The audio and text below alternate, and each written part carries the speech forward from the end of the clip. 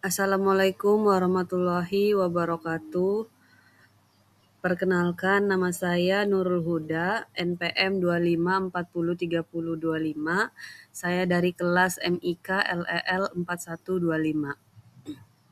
Izinkan saya untuk mempresentasikan materi tentang sistem informasi kesehatan, yaitu sistem rekam medis klinik berbasis web. Baik, saya akan membacakan materinya. Yang pertama ada latar belakang.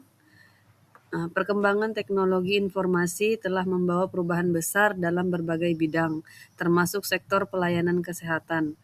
Namun masih banyak klinik yang menggunakan sistem pencatatan manual berbasis kertas sehingga proses pengelolaan data pasien menjadi kurang efisien dan beresiko terjadi kesalahan.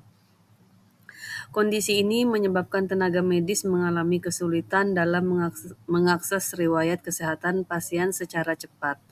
Oleh karena itu, diperlukan sebuah sistem informasi rekam medis berbasis web yang mampu membantu pengelolaan data secara terpusat, meningkatkan efisiensi kerja, serta mendukung pelayanan kesehatan yang lebih cepat dan akurat.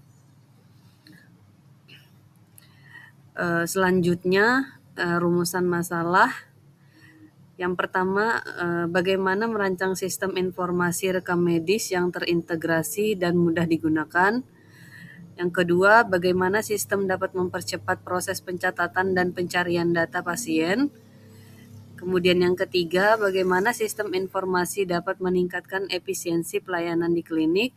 Dan terakhir, bagaimana menjaga keamanan dan keakuratan data pasien dalam sistem digital.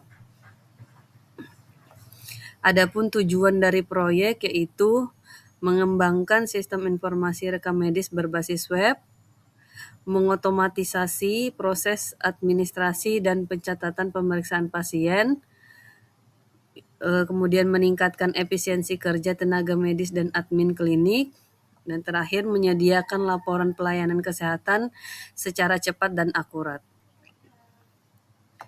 Manfaat proyek yang pertama untuk klinik, pengelolaan data lebih sistematis dan terpusat, kemudian mengurangi penggunaan arsip fisik, dan meningkatkan efisiensi operasional.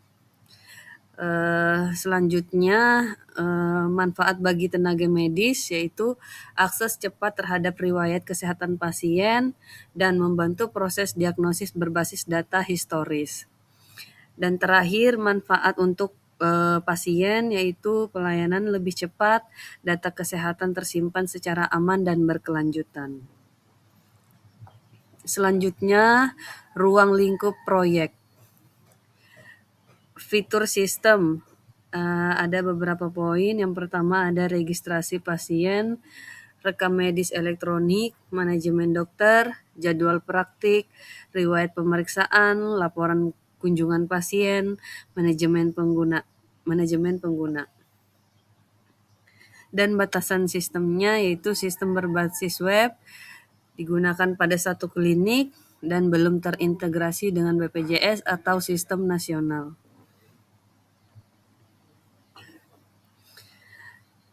Studi kelayakan proyek. Yang pertama ada kelayakan teknis, yaitu sistem berbasis web menggunakan HTML, CSS, JavaScript, dan backend PHP atau Node.js. Database menggunakan MySQL. Kemudian infrastruktur mudah diterapkan pada komputer klinik. Dan terakhir teknologi stabil dan mudah dikembangkan. Yang kedua ada kelayakan ekonomi, yaitu biaya pengembangan relatif rendah, mengurangi penggunaan kertas dan biaya administrasi, dan meningkatkan efisiensi waktu kerja, serta memberikan manfaat jangka panjang bagi operasional klinik. Kemudian yang ketiga yaitu kelayakan operasional, antarmuka sistem sederhana dan mudah digunakan, admin dan tenaga medis hanya membutuhkan pelatihan singkat, dan mendukung proses pelayanan yang lebih cepat dan terstruktur. Yang terakhir ada kelayakan jadwal. Estimasi proyek itu bisa mencapai 12 minggu. Kemudian tahapan meliputi analisis, desain, pengembangan, pengujian, dan implementasi. Timeline-nya realistis dan dapat dicapai. Kemudian selanjutnya ada perencanaan proyek. Yang pertama ada Project Carter. Nama proyek ini adalah Sistem Informasi Rekam Medis Klinik Berbasis Web. Tujuannya untuk meningkatkan efisiensi pengelolaan data kesehatan. Project manajernya saya sendiri, Nurul Huda. Stakeholder atau pemilik klinik, dokter, admin, dan pasien. Lingkup proyek terbatas pada penggunaan internal klinik. Yang kedua ada metodologi pengembangan, yaitu menggunakan metode waterfall.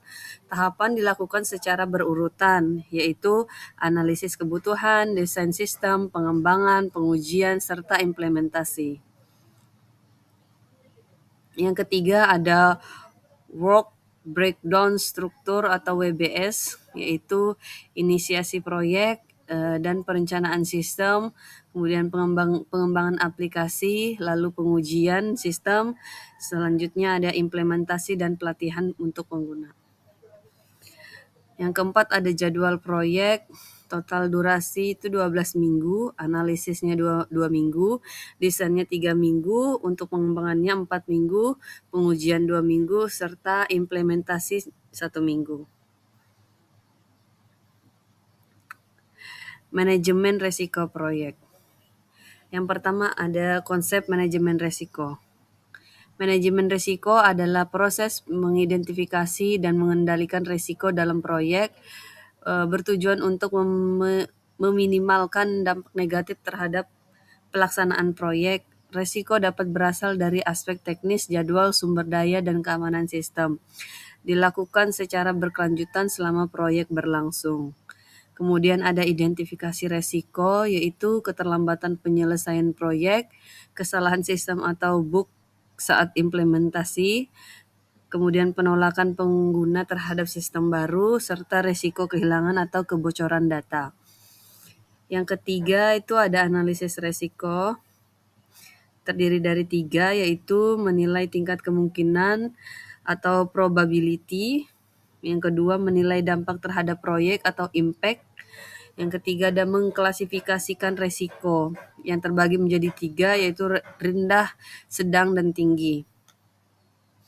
Dan yang keempat ada strategi mitigasi, yaitu menyusun jadwal kerja yang realistis.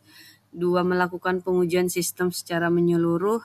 3, memberikan pelatihan kepada pengguna. 4, menerapkan sistem keamanan dan backup data. Yang terakhir ada monitoring dan evaluasi. Evaluasi berkala selama pengembangan, dokumentasi setiap risiko yang muncul, kemudian perbaikan cepat terhadap kendala teknis. Selanjutnya kesimpulan dari proyek ini yaitu perencanaan proyek sistem informasi rekam medis klinik berbasis web menunjukkan bahwa implementasi teknologi informasi mampu meningkatkan efisiensi pengelolaan data kesehatan serta kualitas pelayanan medis melalui pendekatan manajemen proyek yang struktur. Sistem dirancang tidak hanya memenuhi kebutuhan teknis, tetapi juga mempertimbangkan aspek ekonomi, operasional, dan manajemen risiko. Dengan adanya sistem ini, proses pelayanan menjadi lebih cepat, akurat, dan terintegrasi. Selain itu, sistem mendukung transformasi digital pada fasilitas kesehatan tingkat klinik sebagai langkah menuju pelayanan kesehatan modern berbasis teknologi informasi.